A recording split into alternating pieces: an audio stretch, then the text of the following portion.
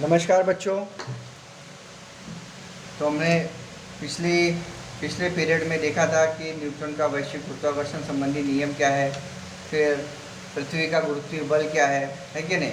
अब आज हम देखेंगे पृथ्वी का गुरुत्वीय त्वरण, अर्थ ग्रेविटेशनल एक्सलरेशन क्या है वो देखते हैं। मैंने आपको बताया था गुरुत्वीय बल अलग होता है, गुरुत्वीय त्वरण अलग होता है। गुरुत्वीय बल को हम लोग कैपिटल जी से दिखाते हैं और गुरुत्वीय त्वरण को हम लोग स्मॉल जी से दिखाते हैं। ओके, तो देखते हैं आज क्या है। पृथ्वी अपने पास के सभी पिंडों पर बल प्रयुक्त करती है। तो हमने देखा न्यूटन के वैश्विक गुरुत्वाकर्षण संबंधी नियम में बताया गया है कि पृथ्वी अपने आसपास जितने भी पिंड होते हैं उन सब पर क्या करती है, बल प्रयुक्त करती है। न्यूटन के दूसरे नियम के अनुसार किसी पिंड पर प्रयुक्त बल के कारण ही उस पिंड में क्या होता है, त्वरण उत्पन्न होता है। सही बात है, जब किसी पिंड में बल लगाते हैं तब उसके अंदर त्वरण मतलब गति उत्पन्न होती है। इस नियमानुसार पृथ्वी के गुरुत्वीय बल के कारण भी पिंड में त्वरण उत्पन्न होता है, जिसे क्या कहते हैं, गुरुत्वीय त्वरण कहते हैं, और जिसे हम लोग स्मॉल लेटर जी से दर्शाते हैं या स्मॉल लेटर जी द्वारा व्यक्त किया जाता है। त्वरण एक सदिश राशि है। पृथ्वी के गुरुत्वीय त्वरण की दिशा उसके गुरुत्वीय बल के जैसे ही पृथ्वी के केंद्र की ओर अर्थात क्षैतिज के लंबवत दिशा में होती है। क्लियर? तो ये आपको बताया गया है, समझ में आया? तो सबसे पहला पृथ्वी का गुरुत्वीय त्वरण कैसे उत्पन्न होता है उसके बारे में देखेंगे। पृथ्वी के गुरुत्वीय बल के कारण पिंड में त्वरण उत्पन्न होता है, जिसे हम लोग गुरुत्वीय त्वरण कहते हैं। इसे स्मॉल जी से दर्शाते हैं। कैपिटल जी मतलब गुरुत्वीय बल, स्मॉल जी मतलब गुरुत्वीय त्वरण। ओके, फिर पृथ्वी के गुरुत्वीय त्वरण की दिशा में उसके गुरुत्वीय बल के जैसे ही पृथ्वी के केंद्र की ओर अर्थात क्षैतिज के लंबवत दिशा में होती है। अब देखिए यहाँ पर दिखाया पृथ्वी के पृष्ठभाग पर जी का मान 9.8 या 9.77 है, इसको याद रखना। पृथ्वी के पृष्ठभाग पर जी का मान क्या है, 9.77, 9.77। तो ये आ जाएगा। न्यूटन के नियमानुसार पृथ्वी के केंद्र R दूरी पर स्थित m द्रव्यमान वाले पिंड पर गुरुत्वीय बल F तथा उस पिंड में त्वरण उत्पन्न त्वरण g को निम्नानुसार ज्ञात किया है। F बराबर कैपिटल G कैपिटल M बटे m/r²। क्योंकि m क्या है, ये पृथ्वी का द्रव्यमान है, और छोटा m क्या है, वो यहाँ पे F बराबर mg। तो mg क्यों आ गया, क्योंकि समीकरण 3 और 4 थे जो हमने पीछे देखा है, उसमें mg बराबर क्या था, g/m बटे r का वर्ग। तो इसकी जगह पे मैं mg लिख दूंगा। ओके, फिर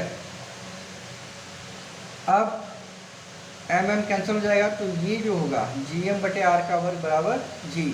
तो g बराबर ये आएगा, तब इसका वैल्यू रख दिया गया है। गुरुत्वीय बल क्या होता है, 6.67 गुणे 10⁻11 गुणे पृथ्वी का द्रव्यमान 6 गुणे 10⁻24।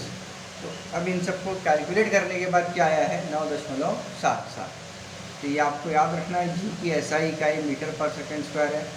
पृथ्वी का द्रव्यमान 6 गुणे 10⁻24 किलोग्राम है और उसकी त्रिज्या 6.4 गुणे 10⁻6 मीटर है। ये आप याद रखिए, हो सकता है एग्जाम में पूछ सकते हैं किस नंबर के लिए, क्योंकि बीच में से भी काफ़ी क्वेश्चन आते हैं। यह त्वरण पृथ्वी के द्रव्यमान m और उसकी त्रिज्या r पर निर्भर करता है, अतः वह पृथ्वी के किसी भी पिंड के लिए समान होता है। पिंड के किसी भी गुणधर्म पर वह निर्भर नहीं करता है। ओके, तो ये इसके अंदर इंफॉर्मेशन दिया गया। अब देखिए g के मान में हो रहा परिवर्तन, पृथ्वी के पृष्ठभाग पर परिवर्तन होता है, कहीं न कहीं अक्षांश है ना, ध्रुवों पर अलग होता है, भूमध्य रेखा पर अलग होता है। तो पृथ्वी पर भी इसका परिवर्तन है, ऊंचाई के अनुसार भी परिवर्तन होता है और गहराई के अनुसार भी परिवर्तन होता है। तो देखिए, क्या पृथ्वी के पृष्ठभाग के सभी स्थानों पर जी का मान परिवर्तित होता है? नहीं, लेकिन कुछ स्थानों पर होता है, जैसे ध्रुवों पर और भूमध्य रेखा पर। इन दोनों चीज़ों को आपको अंडरलाइन करना है। इसका कारण यह है कि पृथ्वी का आकार पूर्ण रूप गोल नहीं है, अंडाकार है। इसके लिए उसके पृष्ठभाग के विभिन्न बिंदुओं कि पृथ्वी के केंद्र से दूरियां और उन बिंदुओं के स्थानानुसार बदलती हैं। पृथ्वी के स्वयं के परिधि घूमने के कारण उसका आकार ध्रुवों के पास थोड़ा सा चपटा हो जाता है, इसलिए ध्रुवों पर जी का मान सर्वाधिक हो जाता है, जो कि है 9.8 और भूमध्य रेखा की ओर जाते समय उसका मान कम कम होते जाता है और उसका मान होता है 9.77।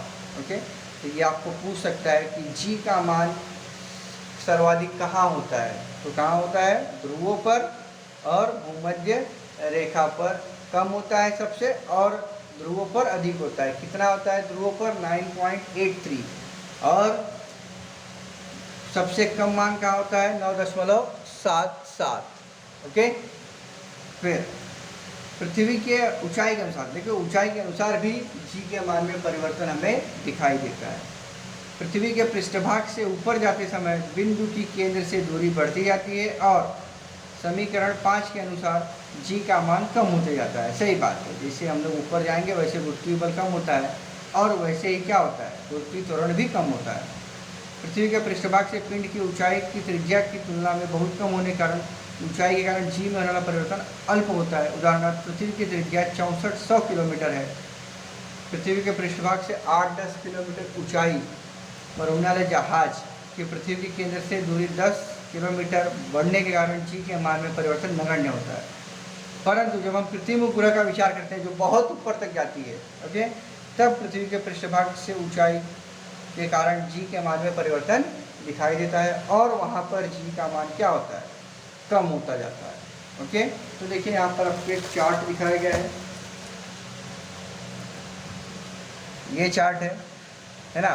सतह पर 0, पृथ्वी की ऊंचाई 0 किलोमीटर पे 9.81, 8.8 किलोमीटर पे 9.8, फिर गुब्बारा जो सर्वाधिक ऊंचाई जाता है यहाँ पे 36.6 किलोमीटर 9.77, अंतरिक्ष यान की कक्षा 400 तो 8.7, और आगे उपग्रह जो भेजते हैं यातायात, उपग्रह की कक्षा जो होती है जहाँ पे जाती है वहाँ पर 0.25, मतलब कम होते जा रहा है। जैसे जैसे दूरी बढ़ती जा रही है, जैसे जैसे पिंड ऊपर चलता जाएगा वैसे वैसे जी का मान क्या होगा, कम होता चला जाएगा।